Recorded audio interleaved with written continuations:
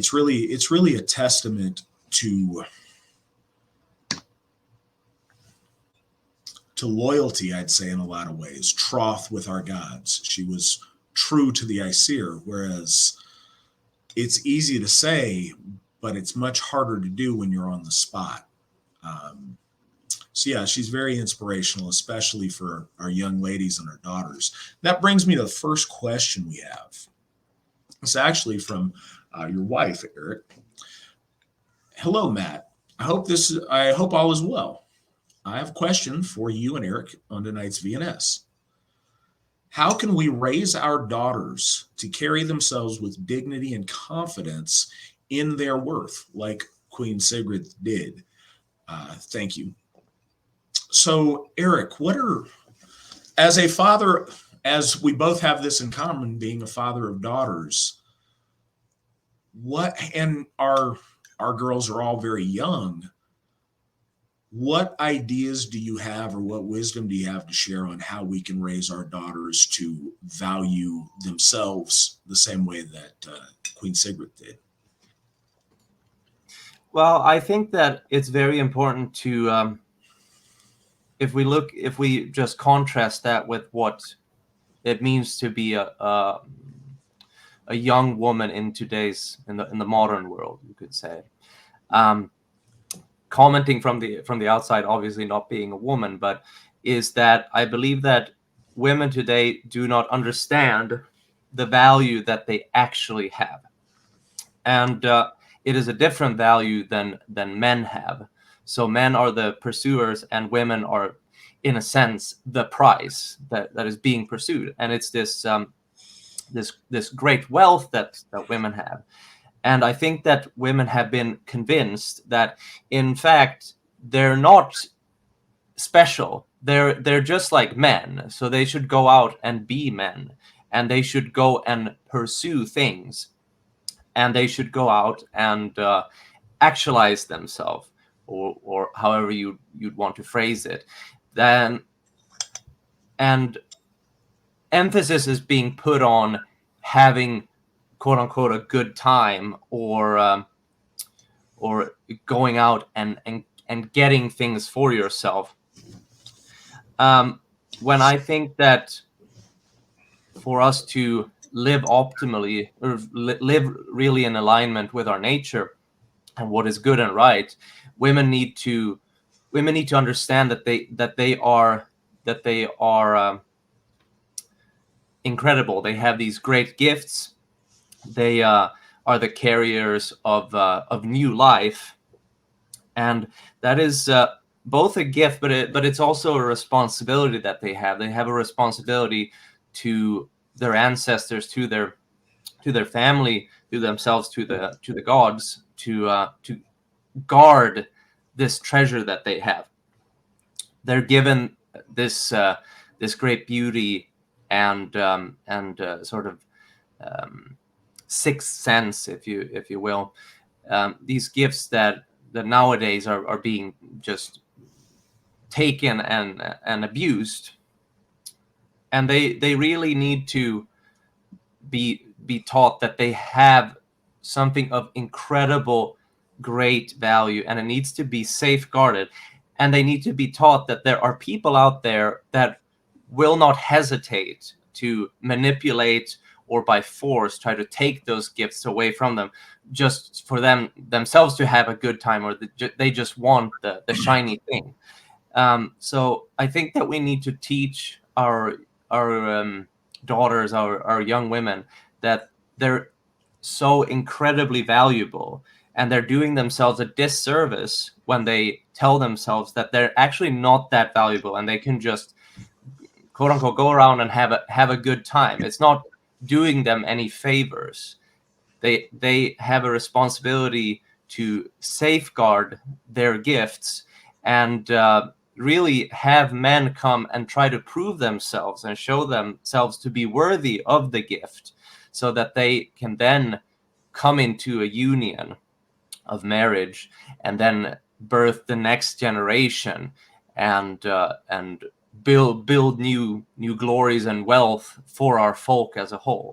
So I think that is the key, that we need to teach our young women that you have wealth, you have great gifts, but you need to be aware of this, and you need to hold yourself in great respect, and respect for your ancestors and gods. They're the reason that you're here, and not throw this away because someone has told you that, oh, you should just go out and have a good time. You only live once, or whatever crap that modernity will spew at them. And I think this is very, like we were talking about Sigrid, is that she understood her value. She understood that she was desired, but she respected herself to such a degree that she outright had two suitors killed, because she felt that she was being dishonored, because these were people that were not worthy of her gifts, of her, and were not mannered enough to address her properly. So that's what I have to say on that. So I've got a lot, and I don't want to miss the point, or I don't want to, I guess, flow stream of consciousness here and maybe not make sense, but there's some things that I really like to say. One thing that I think a lot of us notice in society generally, but in my position as Alzheimer Gothi, and just as a Gothi generally, a lot of what I do is counseling and helping people. And we talk on this program a lot about soul sickness and about the various ways that our people are suffering because of social conditioning and sicknesses of the time that we live in, and separation from our traditional values and from our gods for a very long time, generationally.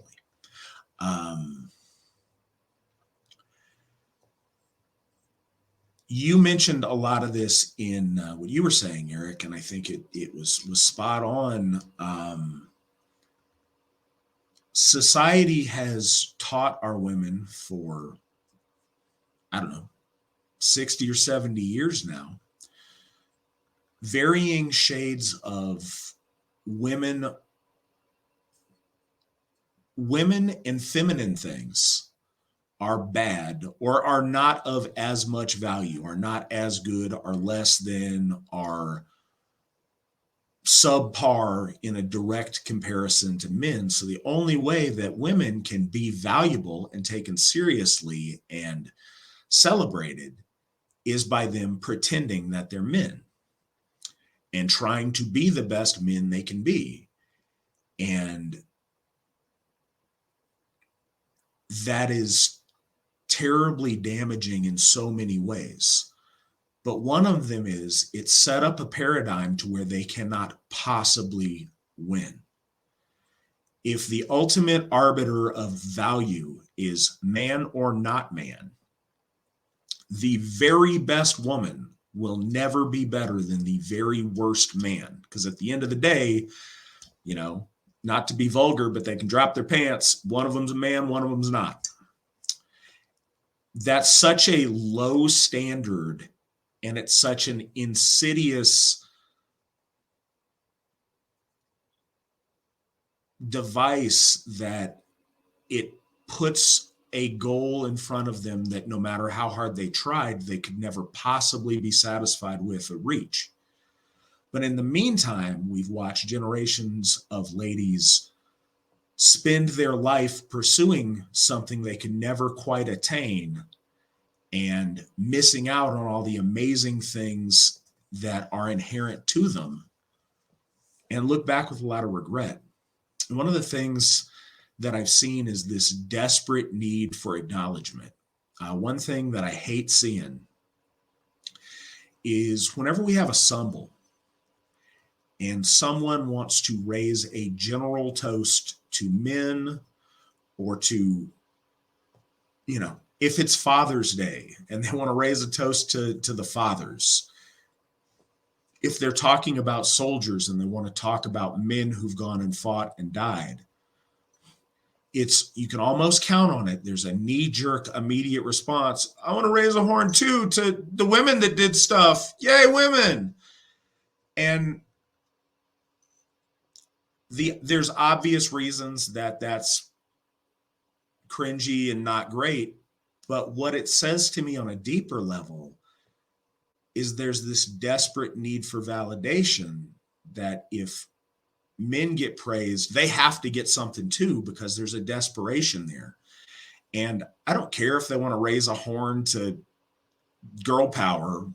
What I care about is the fact that something inside of them is broken to where they are so desperate for that acknowledgement. And I want my daughter raised in a place where she doesn't feel a desperate need to do that. And you'll notice men don't do that. If it's Mother's Day and we want to raise a horn to the mothers, somebody's like, dads are good too. Nobody does that. Because we don't have, that's not one of the ways that our soul is broken.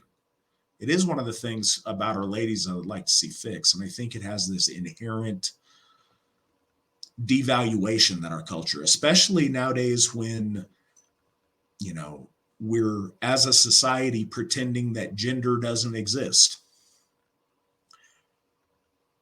Reality has a way of pulling the carpet out from under you if you exist in an imaginary bubble of wokeness that by legislation people aren't allowed to pop.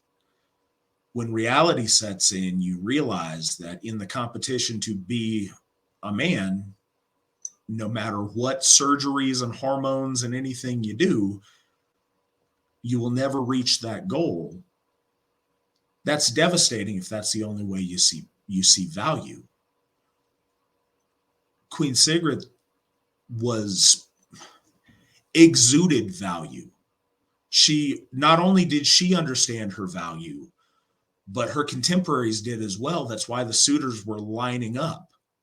She had tremendous value in her femininity, in her being a woman, in her being the mother of kings, in her being able to produce offspring she is that blood link to the kings of old, to the kings of the future, of dynasties bringing them together, of literally forging kingdoms through choices that she made.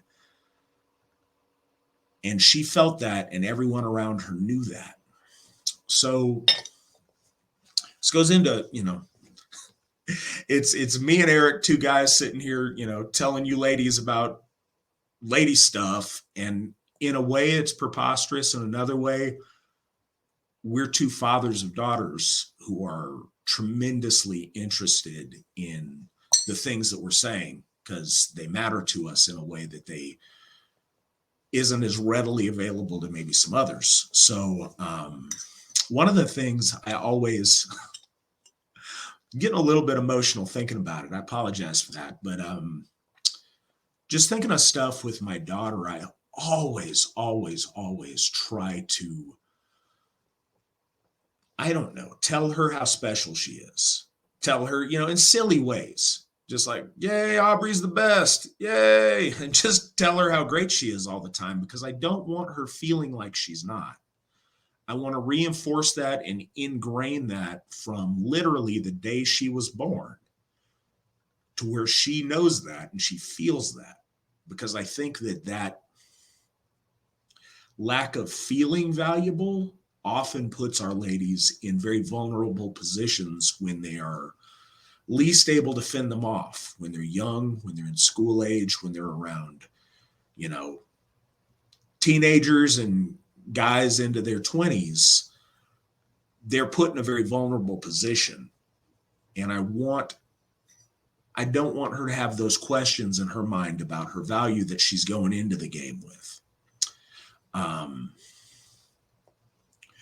One of the things that's fundamental in what we do and in the tradition of our ancestors is this special, there's so many things, a couple of things just to mention off the top of it. When it came to having a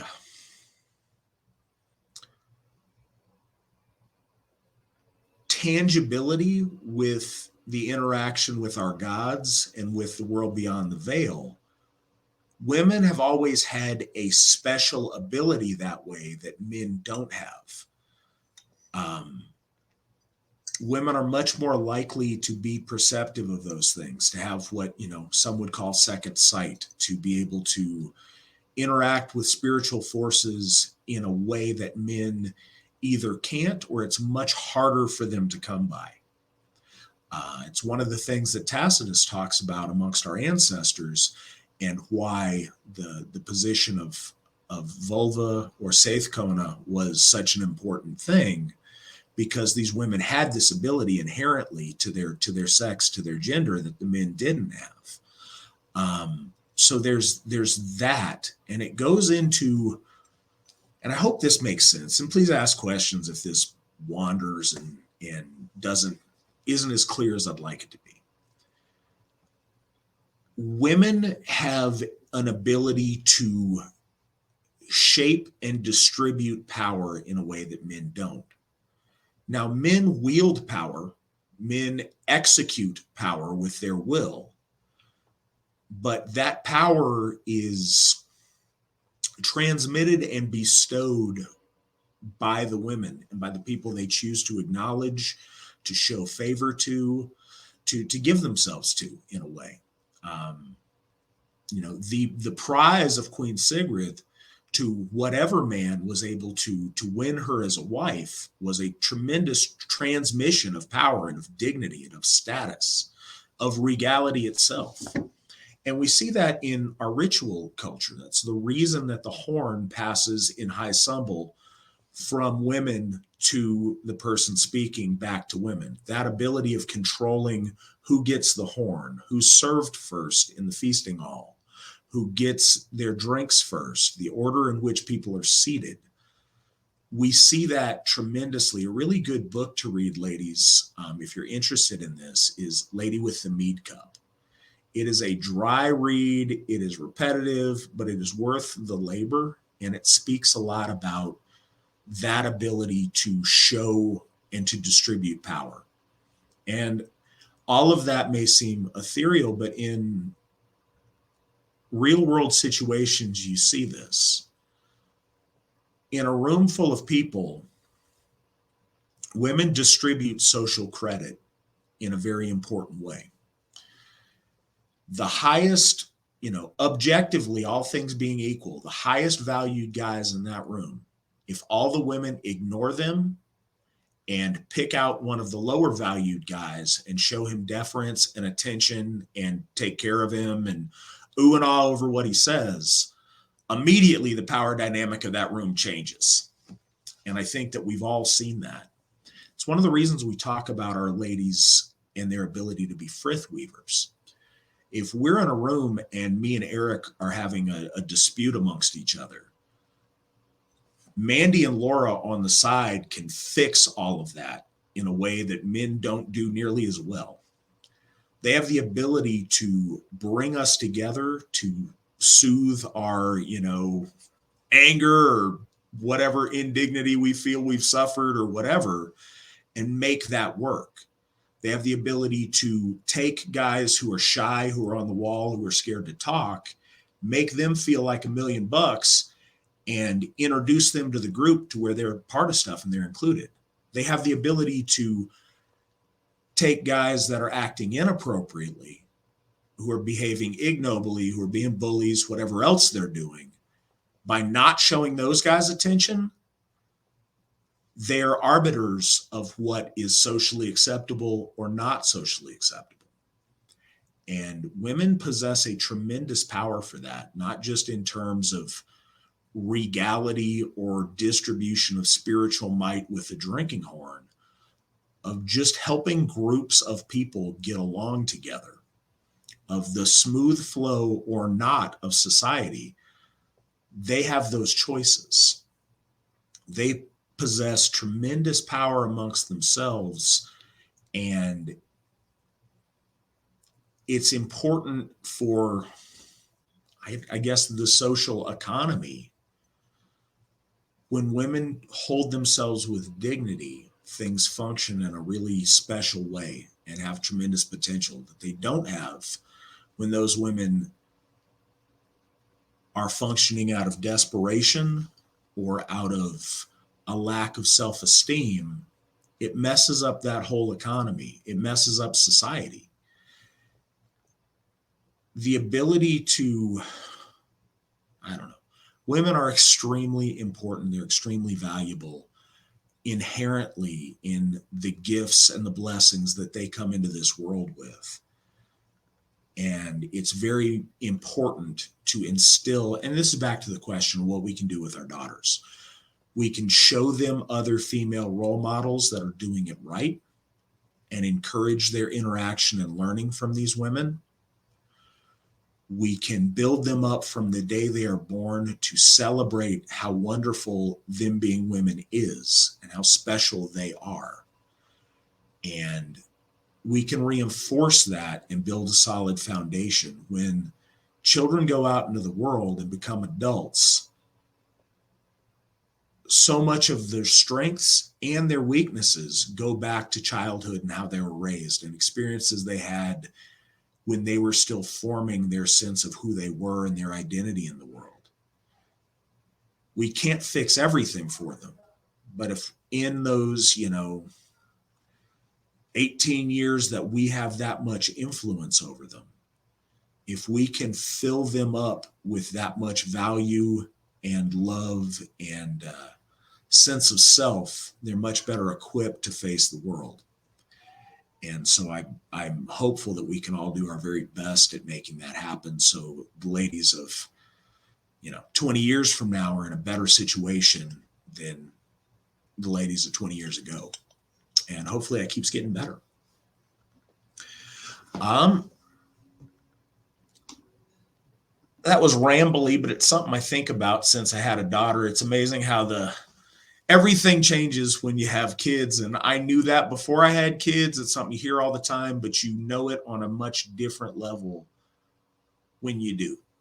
And I absolutely feel that. So speaking of one of the ladies that our women would do well to look up to and learn from, Githya Anna says, Oofda, what time is it over there?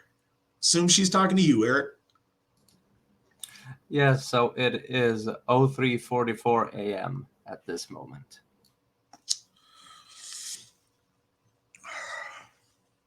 There you have it. And anybody who's curious, it's 6:45 p.m. here in Reno.